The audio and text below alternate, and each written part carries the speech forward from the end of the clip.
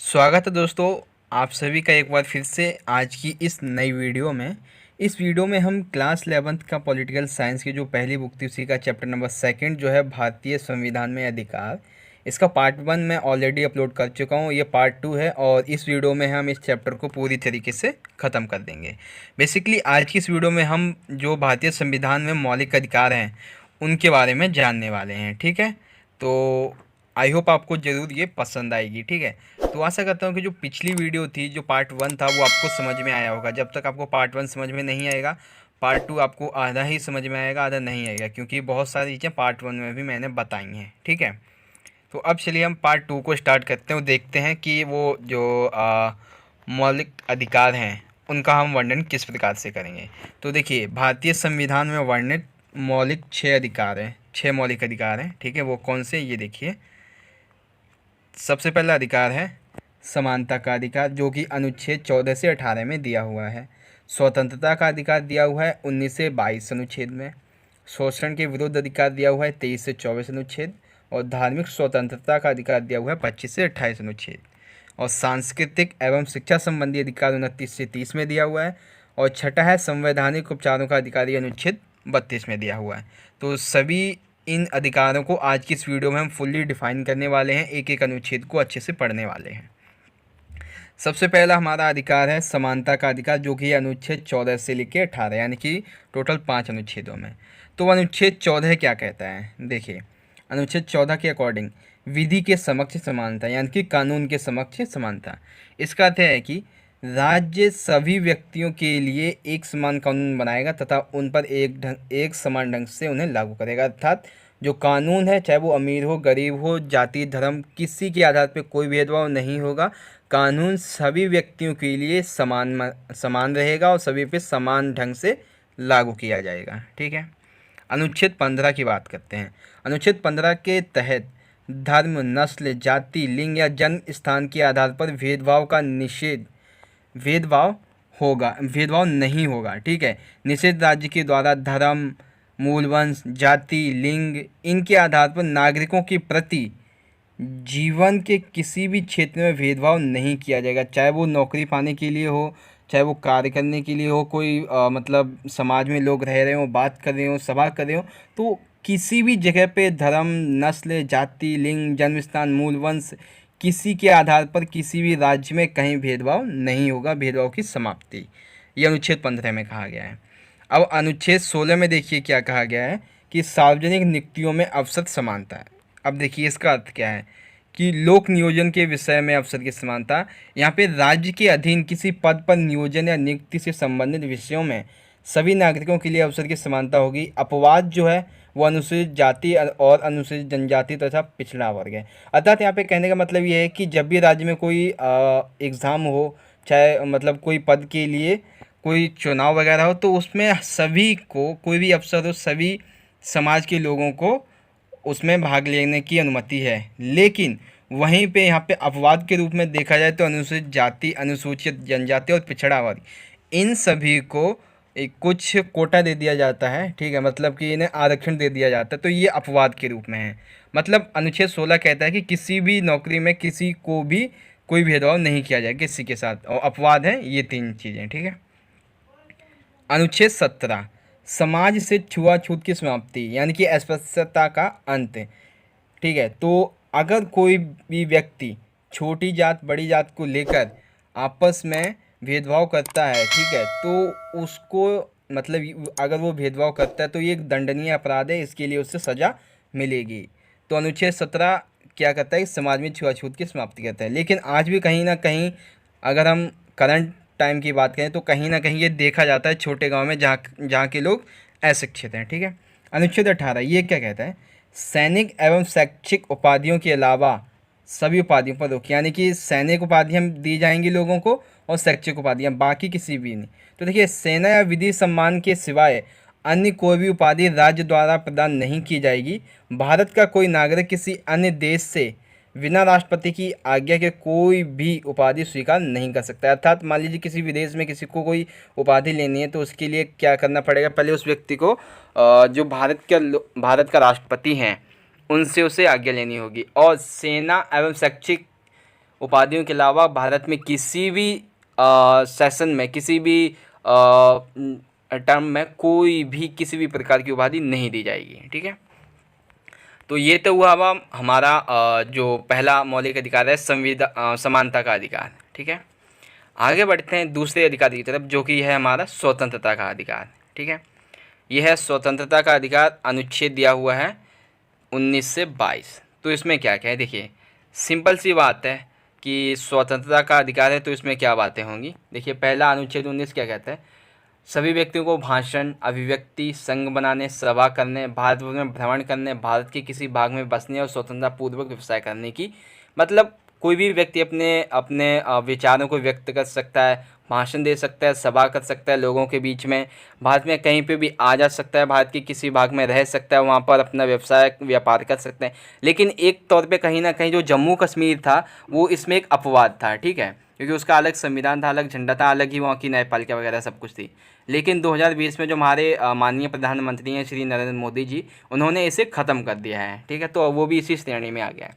अनुच्छेद 20, अपराध में अभियुक्त या दंडित व्यक्ति को संरक्षण प्रदान करना। अर्थात यहाँ पे ये कहा गया है, यदि किसी व्यक्ति ने कोई अपराध कर दिया है, ठीक है, तो उसे ऐसा नहीं है कि उसे खुला छोड़ दिया, किसी ने मार डाला, ऐसा नहीं है।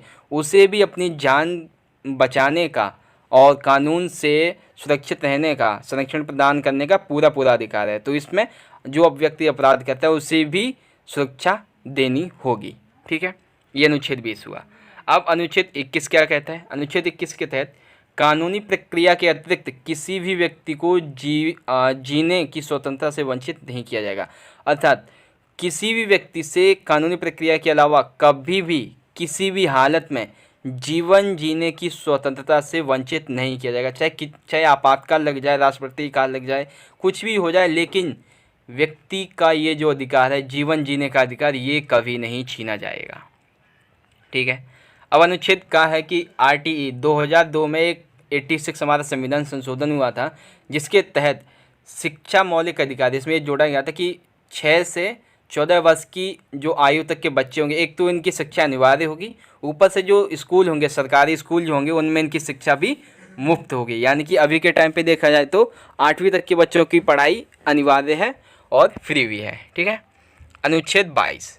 अब अनुच्छेद 22 क्या कहता है कि किसी भी नागरिक की विशेष मामलों में गिरफ्तारी एवं हिरासत में सुरक्षा प्रदान। यानी कि मान लीजिए कोई व्यक्ति अगर केंद्रीय स्तर पर या राज्य स्तर पर कुछ बड़ा कांड कर देता है, बड़ा मतलब कोई चोरी वगैरह कर लेता है, बड़ा मतलब वो ऐसा काम कर देता है जिससे बहुत से लोगों का नुकसान हो। ठीक है, केंद्रीय स्तर पर भी और राज्य स्तर पर भी। तो उस टाइम पे क्या होता है कि ऐसे मामलों में उसे बहुत कड़ी सुरक्षा देनी पड़ती है, क्योंकि जनता आक्रोश में होती है, तो शायद आक्रोश में आके एक भीड़ उसे मार भी दे। तो इसलिए उसको अपने जीवन जीने के अधिकार को, अपने मतलब अपने आप की जान को बचाने के लिए सुरक्षा प्रदान करनी चाहिए। अब एक नोट है कि जो हमारा 93 संविधान संशोधन हुआ था 2002 में, उसके शिक्षा के अधिकार को अनुच्छेद 211A में जोड़ा गया था। ठीक है, तो अब ये तो था हमारा स्वतंत्रता का अधिकार, अनुच्छेद 19 से 22। ये आपको पता चला क्या था। ठीक है, अब हम चलते हैं अपने अगले जो हमारा मौलिक अधिकार है उसकी तरफ। तो ये है हमारा शोषण के विरुद्ध अधिकार, जो कि अनुच्छेद 23 से 24 में दिया गया है। ठीक है, तो देखिए अनुच्छेद 23 क्या कहता है, पहले हम ये जानते हैं। अनुच्छेद 23 के अकॉर्डिंग मानव व्यापार यानी कि तस्करी और बल प्रयोग यानी कि जबरदस्ती काम करवाना, बेगारी, ठीक है, बंधुआ मजदूरी पर प्रतिबंध। ठीक है, तो यहाँ पे ये कहा गया कि अनुच्छेद 23 के अंतर्गत कि अगर आप तस्करी करते हैं, मानव व्यापार करते हैं, लोगों को बेचते हैं, मतलब ठीक है, और ज़बरदस्ती किसी काम करवाते हैं, पैसा नहीं देते हैं, और एक तरह से उनसे बंधुआ मजदूरी करवाते हैं, तो ये एक दंडनीय अपराध है। बेसिकली इसे ख़त्म कर दिया गया। ऐसा कोई करता है तो उससे अपराध घोषित किया जाएगा। ठीक है, जब भारत आज़ाद हुआ तब भारत के कई भागों में दास्ता और बिगाड़ प्रथा प्रचलित थी। ठीक है, तो यहाँ पे देखिए क्या है कि जमींदार किसानों से काम करवाते थे, परंतु मजदूरी नहीं देते थे। विशेषकर स्त्रियों को पशुओं की तरह खरीदा और बेचा जाता था। तो ये था उस समय का बंधुआ मजदूरी, औरतों की स्थिति। ठीक है, और जो बेगार लिया जाता था लोगों से, मानव तस्करी की जाती थी। ये अनुच्छेद 23 हुआ। अब अनुच्छेद जो 24 है वो क्या कहता है कि खदानों, कारखानों, खतरनाक कामों में बच्चों की मनाही, अर्थात 14 वर्ष से कम आयु के बच्चों को किसी भी जोखिम वाले काम पर नहीं लगाया जाएगा, जैसे खदानों और कारखानों में, ठीक है। तो ऐसे में किसी भी बच्चे को काम करने की मनाही की गई है, ठीक है। तो ये तो हुआ हमारा शोषण के विरुद्ध अधिकार अनुच्छेद 23 से 24। बढ़ते हैं अगला जो हमारा मौलिक अधिकार है उसकी तरफ। तो ये है हमारा धार्मिक स्वतंत्रता का अधिकार अनुच्छेद 25 से 28। हालांकि आपकी बुक में थोड़ा सा बढ़ा करके दिया हुआ है, लेकिन मैं आपको ऐसे समझाना चाहता हूँ कि जैसे आपको केवल लेसन ही नहीं बल्कि अच्छी तरीके से हर चीज़ समझ में आए। अब अनुच्छेद 25 क्या कहता है? अपने अपने धर्म को मानने का, उसका पालन करने का, प्रचार प्रसार करने का अधिकार। यानी कि किसी भी व्यक्ति को ये अधिकार है कि वो कोई भी अपना धर्म चुन सकता है, उसको मान सकता है, उसका पालन भी कर सकता है और उसका प्रचार प्रसार भी कर सकता है, उसकी रक्षा कर सकता है। अनुच्छेद 26 क्या कहता है? संगठित इकाई के रूप में धार्मिक तथा परोपकारी कार्य करने वाले संस्थानों को स्थापित करने का अधिकार। अर्थात कोई भी व्यक्ति अपने धर्म को तो मान ही सकता है, पालन भी करता है, उसका प्रचार प्रसार भी करता है, लेकिन इसके लिए वो अगर चाहे तो कोई संस्था भी बना सकता है, ठीक है, उसको स्थापित कर सकता है और लोगों को अपने साथ जोड़ सकता है, लेकिन कभी किसी दूसरे धर्म को बुरा नहीं कहना है, ठीक है। आप देखिए अनुच्छेद 27 क्या कहता है? अनुच्छेद 27 के तहत जो राज्य होगा, जो देश होगा, वो धर्म प्रचार एवं धार्मिक संप्रदाय की देखरेख के लिए कर देने को मजबूर नहीं करेगा। अर्थात जो धार्मिक लोग होंगे, जो ये धार्मिक संस्थाएं बनाएंगे, ठीक है, तो कई बार होता है कि इन्हें कर की आवश्यकता होती है, पैसों की आवश्यकता होती है, तो इसके लिए राज्य कभी भी लोगों पर जो उस धर्म से संबंधित है, चाहे ना भी हो, किसी भी व्यक्ति पर किसी भी प्रकार का धार्मिक कर देने का जोर नहीं डाल सकता है, ठीक है। ये आपको पता चला। अब अनुच्छेद 28, किसी भी सरकारी शिक्षण संस्था में कोई धार्मिक शिक्षा नहीं दी जाएगी। अर्थात सरकार की तरफ से ऐसा कोई संस्थान नहीं बनाया जाएगा, ऐसा कोई भी एनजीओ नहीं खोला जाएगा जिसमें किसी भी प्रकार के किसी भी धर्म की शिक्षा दी जाए, ठीक है। अब ये तो हुआ हमारा धार्मिक स्वतंत्रता का अधिकार अनुच्छेद 25 से 28, ठीक है। आप सभी दोबारा से देख लीजिए एक बार। अब हम बढ़ते हैं अगले हमारा जो मौलिक अधिकार है उसकी तरफ। ये है सांस्कृतिक एवं शिक्षा संबंधी अधिकार अनुच्छेद 29 से 30। ये संबंधी लिखा है बल्कि संबंधी अधिकार है।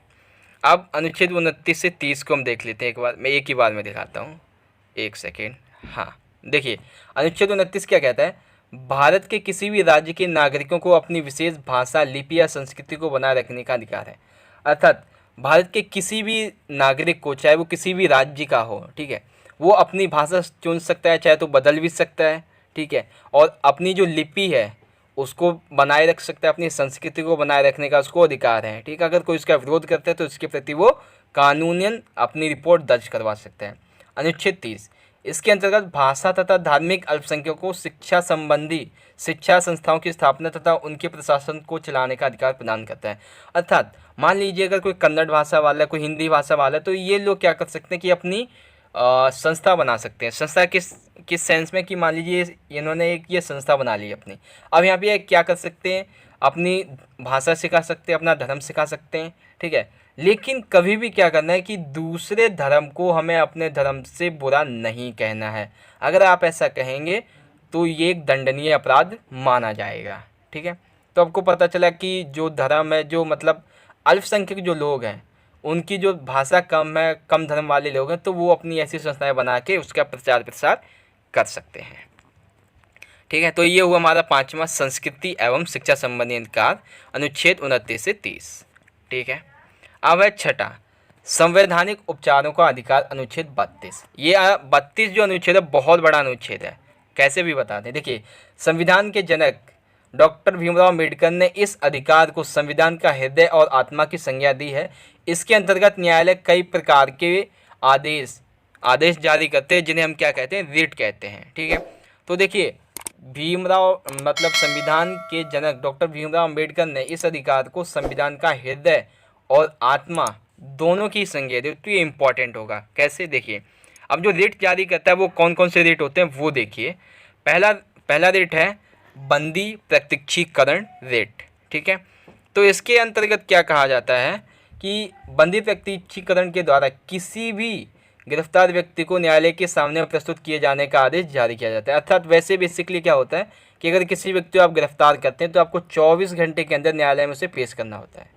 लेकिन अगर न्यायालय को लगता है कि ये मामला जल्दी सुलझना चाहिए, जल्दी इस पर काम करना चाहिए तो 24 घंटे से पहले भी वो न्यायालय में उस बंदे को मंगवा सकती है। ठीक है, तो ये हुआ।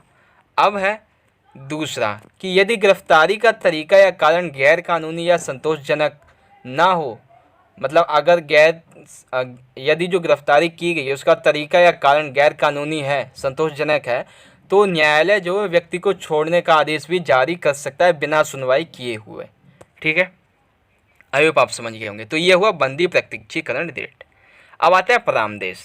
तो परामदेश के अंतर्गत क्या है, दूसरा है ये हमारा, यह आदेश उन परिस्थितियों में जारी किया जाता है जब न्यायालय को लगता है कि कोई सार्वजनिक पदाधिकारी अपने कानून और संवैधानिक कर्तव्यों का पालन नहीं कर रहा है और इससे किसी व्यक्ति के मौलिक अधिकार प्रभावित हो रहे हैं। अर्थात मान लीजिए अगर हम नगर निगम की बात करें तो वो पैसा खाया जा रहा है, ठीक है, और अपने अपने एरिया में कोई भी काम नहीं कर रहा है और वो संवैधानिक कर्तव्यों का पालन नहीं कर रहे, तो ऐसे में क्या होता है कि वो जो मतलब जो न्यायालय है वो सार्वजनिक इस पदाधिकारी को वहाँ से हटा सकता है, उसको बर्खास्त कर सकता है।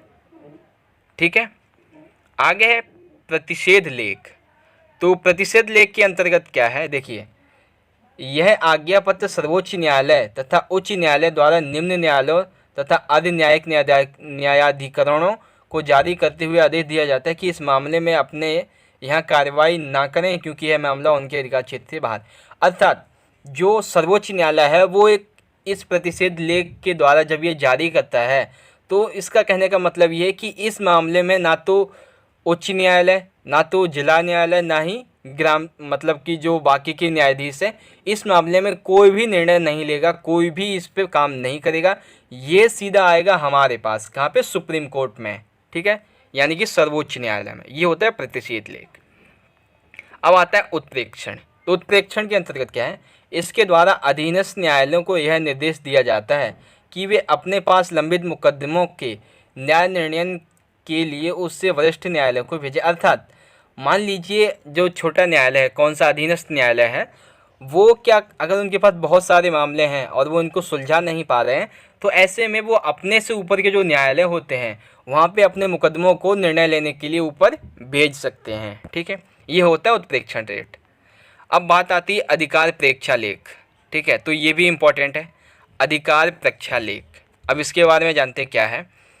देखिए, जब कोई व्यक्ति ऐसे पदाधिकारी के रूप में कार्य करने लगता है जिसके रूप में कार्य करने का उससे संवैधानिक रूप से अधिकार नहीं है, न्यायालय अधिकार परीक्षा के आदेश के द्वारा उस व्यक्ति से पूछता है कि वह किस अधिकार से कार्य कर रहा है। जब तक इस बात का संतोषजनक उत्तर नहीं देता वह कार्य नहीं कर सकता।